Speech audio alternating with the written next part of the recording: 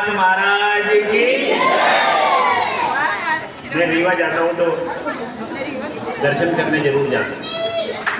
आज इस श्रावण मास में हरियाली महोत्सव के नाते मेरी सब बहनें हरी हरी साड़ियों में इकट्ठी। मैं बहुत बधाई देता हूँ इंडिया एकता परिषद के अध्यक्ष बहन वंदना द्विवेदी जी को, जो लगातार महिलाओं को ने सबको एकत्रित करना और त्योहारों के साथ अपने संस्कारों के साथ जोड़ के रखने का प्रयास करना, इसके लिए मैं बहुत बधाई देता हूँ, बहुत शुभकामनाएं देता हूँ।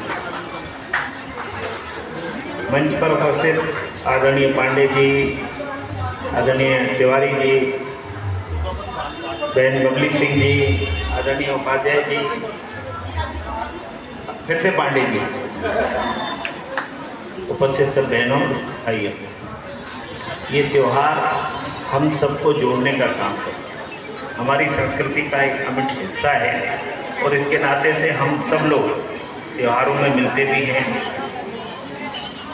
और अपने त्योहारों को कैसे मनाएं ये हम आने वाली पीढ़ी को संस्कारित भी करते हैं। मुझे जब यहाँ से कहा गया कि बहनों के रिजर्वेशन नहीं हो रहे, बहनों की मांग पर यहाँ पर जब मैं पहली बार जब चुनाव लड़ने के दौरान, चुनाव के बाद आपके बीच में आया, चुनाव के दौरान माननीय अश्विनी वैष्णव जी हमारे रेल मंत्री थे, उस समय आप लोगों ने कहा कि हम भोपाल में बहुत बड़ी संख्या में, न केवल मेरी विधानसभा में, अन्य विधानसभाओं में भी बहुत बड़ी संख्या में यहाँ समाजजन और विंध्यवासी रहते हैं, तो इनके लिए एक ट्रेन की व्यवस्था होनी चाहिए।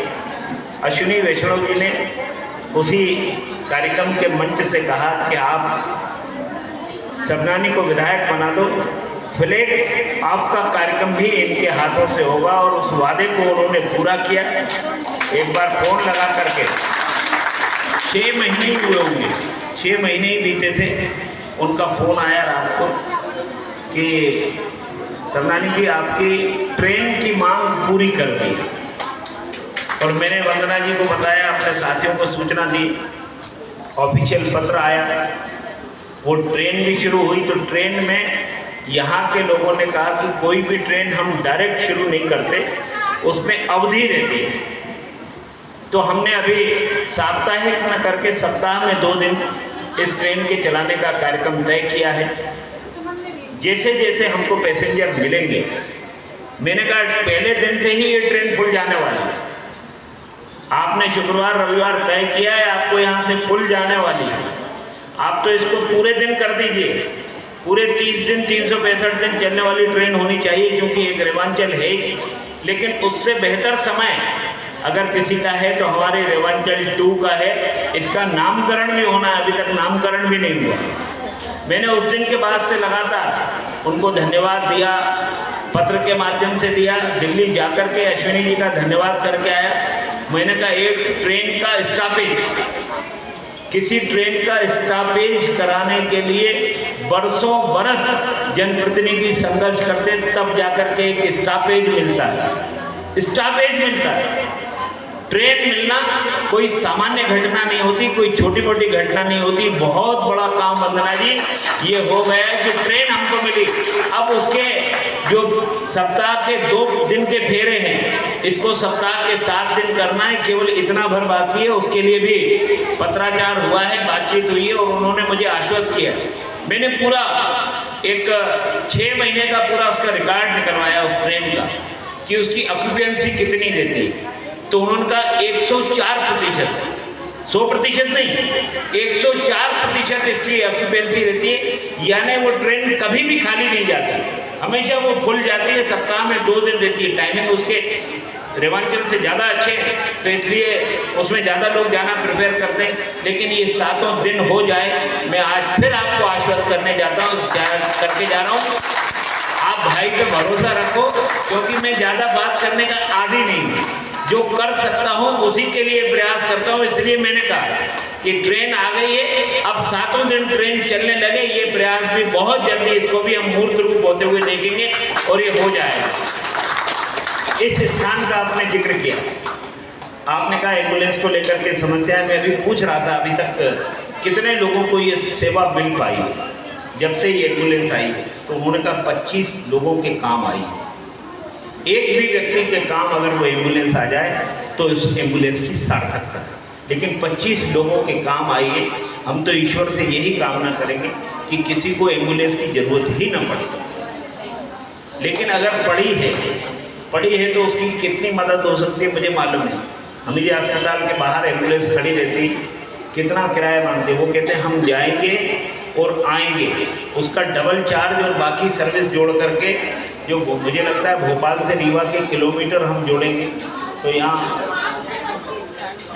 600 किलोमीटर, तो 625 किलोमीटर जाना, 625 किलोमीटर वापसी आना, दोनों का जोड़ते हैं प्लस ड्राइवर का और सर्विस चार्ज अलग जोड़ करके बहुत महंगा पड़ता है। मुझे लगता है वंदना जी जब यहाँ से आपको गाड़ी उपलब्ध कराती है क्योंकि उनकी जिम्मेदारी पर है, तो आपके पास केवल ड्राइवर का खर्चा आप लेती होगी और पेट्रोल का जितना सामान्य खर्चा होता है, केवल पेट्रोल के सामान्य खर्चे में ये काम हो जाता है। क्योंकि गाड़ी डीजल वाली है, पेट्रोल वाली, पेट्रोल की गाड़ी से जितना पेट्रोल चलता है वो ड्राइवर का चार्ज इतना नहीं होगा तो मेंटेन नहीं हो पाएगा। अभी उपाध्याय जी ने कहा लोग मांग करते हैं कि पेट्रोल का भी होना चाहिए, क्योंकि सहकारिता के इस काम में हम सब लोग, ये सहकारिता है, हम सब मिलकर के इसको करें।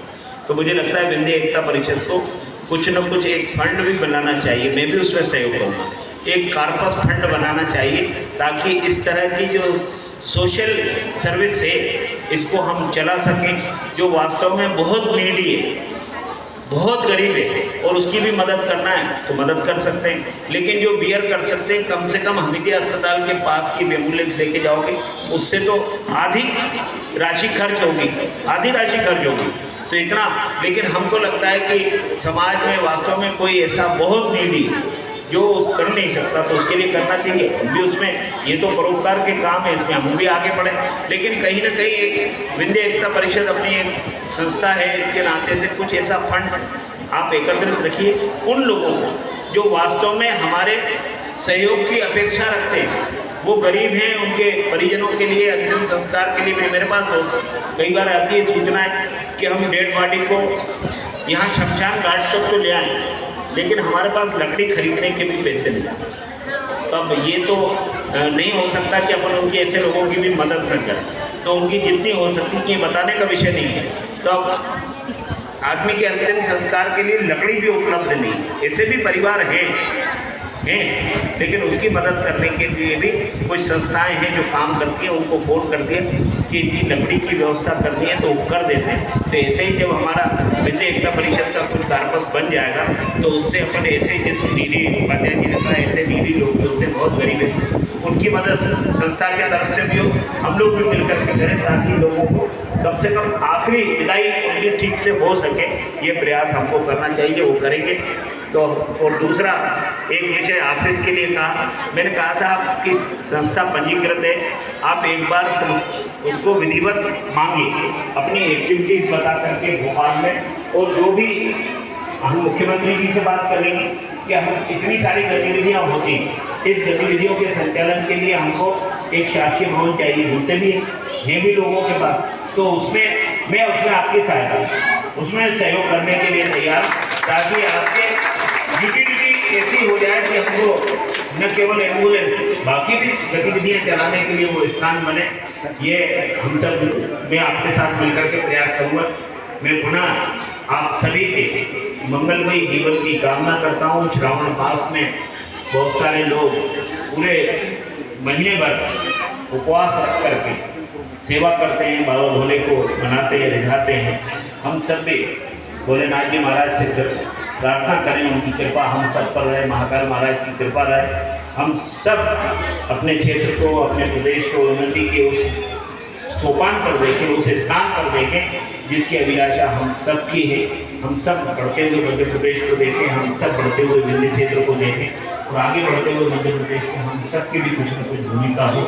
इस नाते से मैं आप सब बहनों से प्रार्थना करता हूँ कि अपनी पूजा में मध्य प्रदेश के लिए भी जरूर प्रार्थना कीजिए, ताकि मध्य प्रदेश देश का वो उभरता हुआ प्रदेश है जो आज भारत के इस पटल पर मध्य प्रदेश तेजी से उभर रहा है। एक शांति प्रदेश, शांति प्रिय प्रदेश जहाँ अपार संभावना है। डॉक्टर मोहन यादव जी हमारे मुख्यमंत्री हैं, लगातार ज़्यादा से ज़्यादा धनराशि ला करके इस मध्य प्रदेश को और बिखारे और संवारे। हम सबकी भूमिका भी इसके साथ हो। मैं पुनः आप सबको बहुत बहुत शुभकामनाएं देता हूँ, बहुत बहुत बधाई देता हूँ। बहुत मंगल कामनाओं के साथ हम सब के जीवन में प्रभु की कृपा सदैव बनी रहे। बहुत बहुत धन्यवाद। भारत माता।